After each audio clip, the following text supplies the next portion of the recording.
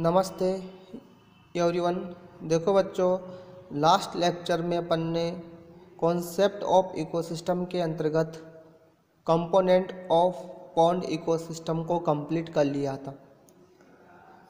तो बात करते हैं अपन पॉपुलेशन, जनसंख्या की परिभाषा की। तो किसी आवास में पाए जाने वाले एक ही जाति के जंतुओं का समूह पॉपुलेशन कहलाता है। एक ही जाति के जंतुओं का समूह पॉपुलेशन जनसंख्या कहलाता है। तो इसी के अंतर्गत अपन बात करते हैं कम्युनिटी यानी कि समुदाय की। तो किसी आवास में पाए जाने वाले विभिन्न समष्टियों के समूह को समुदाय कहते हैं। समष्टियों का समूह समुदाय कहते हैं। समुदाय का आकार बड़ा होता है, इसमें अनेक समष्टियां प्रेजेंट होती हैं।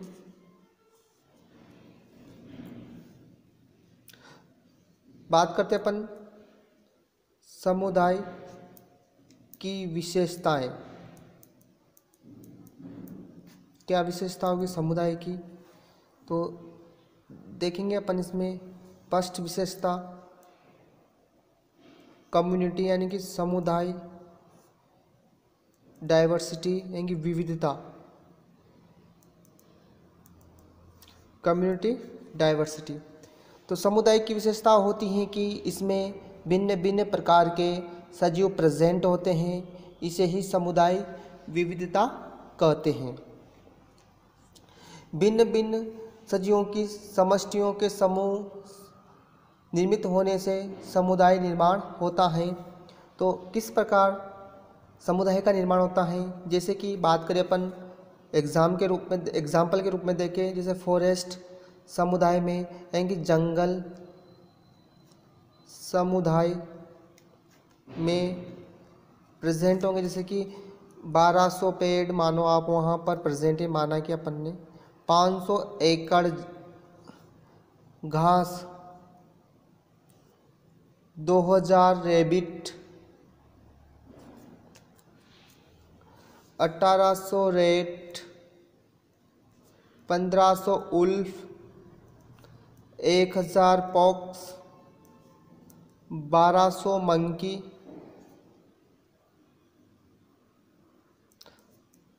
1800 काले हिरण, 50 टाइगर व 10 लोइन प्रेजेंट होते हैं। तो इस प्रकार एक समुदाय का निर्माण कर लेते हैं।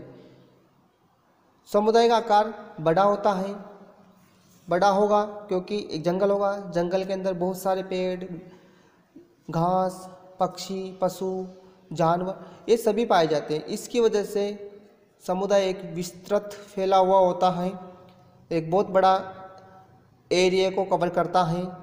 और इस एरिया के अंदर, इस क्षेत्र के अंदर अनेक समष्टियाँ प्रेजेंट होती हैं। सेकंड देखते हैं अपन कम्युनिटी डोमिनेंस यानी कि समुदाय प्रभाविता।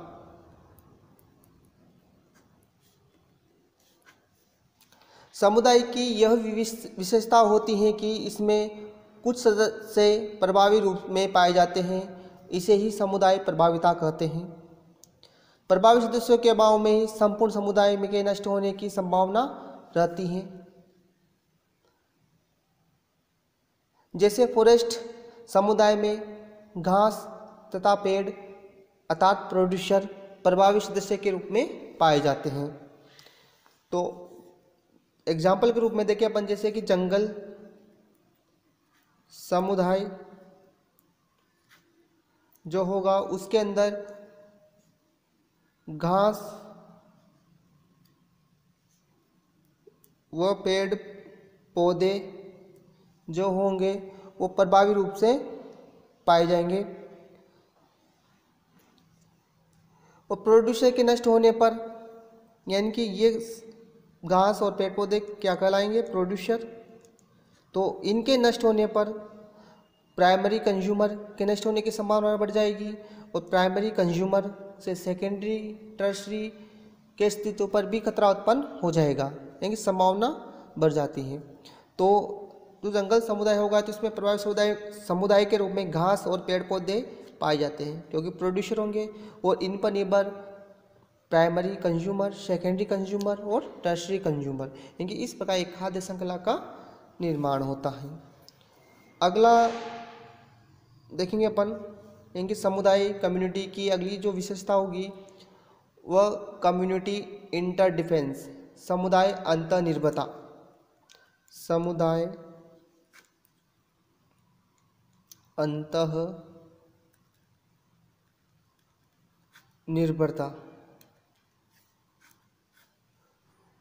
अनेक सदस्य, यानी समुदाय के जो सदस्य होंगे वो परस्पर एक दूसरे से गुथे हुए रहते हैं, यानी बंधे हुए रहते हैं किसी फैक्टर या किसी कारक के अभाव में, यानी एक दूसरे से कनेक्ट रहेंगे। यानी जिस प्रकार जैसे उत्पादक को प्राथमिक उपभोक्ता, प्राथमिक उपभोक्ता को द्वितीय उपभोक्ता, द्वितीय उपभोक्ता को तृतीयक उपभोक्ता, यानी इस प्रकार इनमें परस्पर अंतर संबंध बना रहता है, यानी एक के अभाव में दूसरे का नुकसान हो जाता है। तो इस प्रकार इनमें कम्युनिटी इंटरडिफेंस, यानी कि समुदाय अंतर्निर्भरता देखी जाती है, यानी एक समुदाय के सदस्य एक दूसरे से बंधे हुए रहते हैं फैक्टर की प्राप्ति के लिए। इस प्रकार समुदाय अंतर्निर्भरता को अपन निम्न प्रकार से समझ सकते हैं, देख सकते हैं कि किस प्रकार एक दूसरे से अंतर संबंधित रहेंगे। जैसे स्पष्ट देखेंगे पर इस समुदाय अंतर्निर्भरता के अंतर भोजन के लिए समुदाय में पाए जाने वाले विभिन्न समष्टियों के सदस्य भोज्य पदार्थों की प्राप्ति के लिए एक दूसरे पर निर्भर रहते हैं। जिसे प्रोड्यूसर को भोजन के रूप में प्राइमरी कंज्यूमर के द्वारा ग्रहण किया जाता है, इसी प्रकार सेकेंडरी कंज्यूमर द्वारा प्राइमरी को तथा टर्शरी द्वारा सेकेंडरी को भोजन के रूप में ग्रहण किया जाता है, यानी एक दूसरे से जुड़े हुए रहते हैं। इसलिए भोजन के लिए भी एक दूसरे से अंतर्निर्भरता दर्शाते हैं। दूसरा देखेंगे अपन सुरक्षा तथा आवास के लिए। सुरक्षा तथा आवास के लिए समुदाय में पाए जाने वाली विभिन्न समष्टियों में बड़े सदस्यों द्वारा छोटे सदस्यों की सुरक्षा, देखभाल व पोषण संबंधी कार्य किए जाते हैं। समुदाय के सभी सदस्य एक दूसरे के लिए पृथक रूप से आवासों का निर्माण करते हुए शत्रु का आक्रमण होने पर सुरक्षा भी प्रदान करते हैं, यानी एक दूसरे को सुरक्षा, आवास, ये सभी इनमें अंतर्निर्भरता को दर्शाती है, यानी प्रदान करते हैं, एक दूसरे की सहायता करते हैं, सहयोग की भावना उत्पन्न होती है या इनके अंदर सहयोग की भावना रहती है, इसलिए इसको समुदाय अंतर्निर्भरता कहते हैं। प्रजनन क्रियाओं के लिए, प्रजनन क्रियाओं के लिए समुदाय में पाए जाने वाले विभिन्न समष्टियों के सदस्य प्रजनन क्रियाएं करने के लिए विपरीत लिंग वाले जंतुओं की ओर आकर्षित होते हैं। अंतः प्रजनन के लिए यह अपनी ही जाति के अन्य सदस्यों पर निर्भर होते हैं, यानी प्रजनन की जो क्रियाएं होगी वो समान जातियों में समान जंतुओं के मध्य देखी जाती हैं, यानी कि एक दूसरे से अंतः प्रजनन या प्रजनन क्रिया करने के लिए भी परस्पर अंतर्निर्भरता दर्शाते हैं, यानी कि हमेशा अपने विपरीत लिंग के जंतुओं को ढूंढते हैं, उनकी तरफ आकर्षित होते हैं और प्रजनन की क्रियाएं संपन्न करते हैं। अगली देखेंगे अपन कम्युनिटी स्ट्रक्चर यानी कम्युनिटी संरचना, यानी कि समुदाय अंतर्निर्भरता के बाद अगली विशेषता होगी समुदाय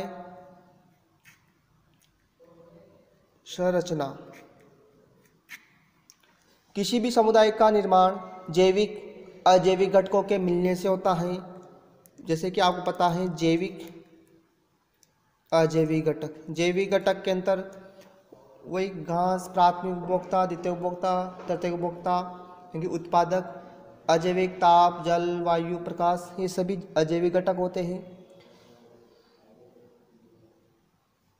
तो घटकों के मिलने से होता है।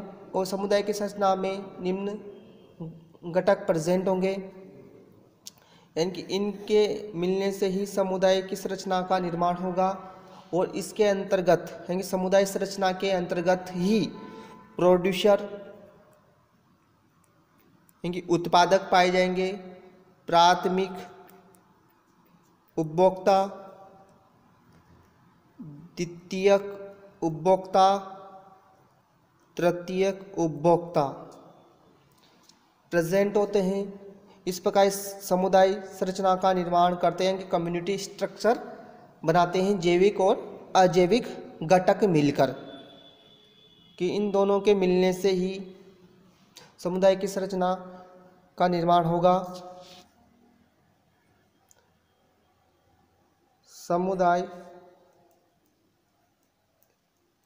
स्थिरीकरण।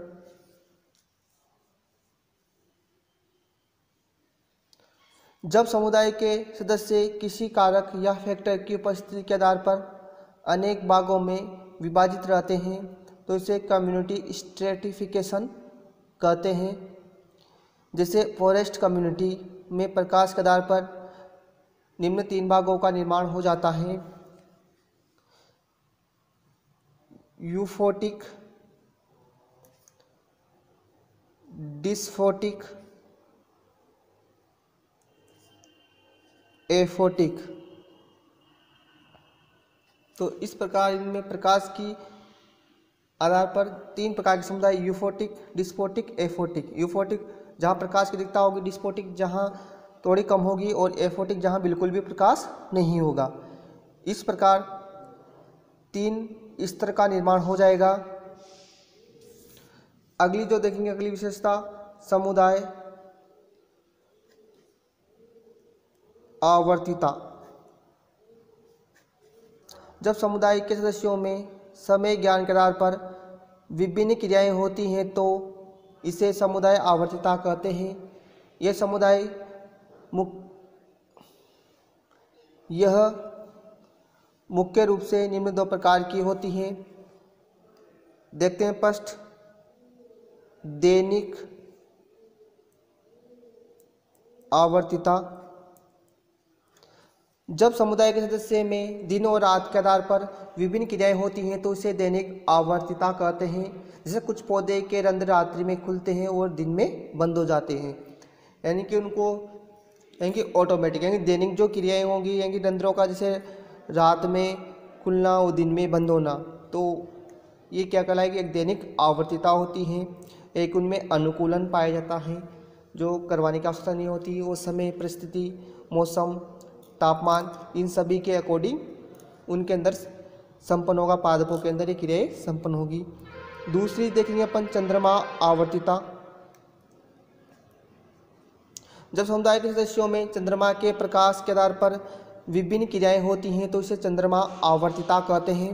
जिसे कुछ रात्रिचर जंतु चंद्रमा के प्रकाश के आधार पर अपने आवासों से निकलते हैं।